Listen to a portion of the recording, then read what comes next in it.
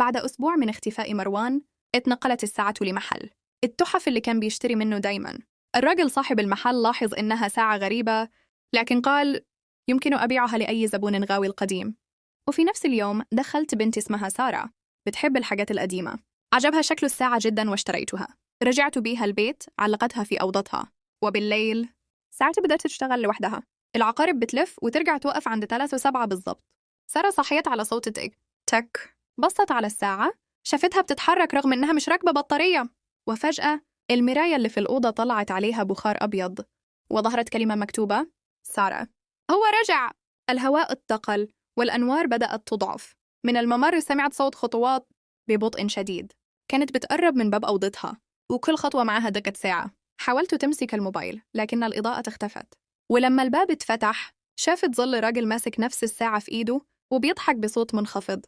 قال لها بصوت متقطع: الساعة لسه شغالة.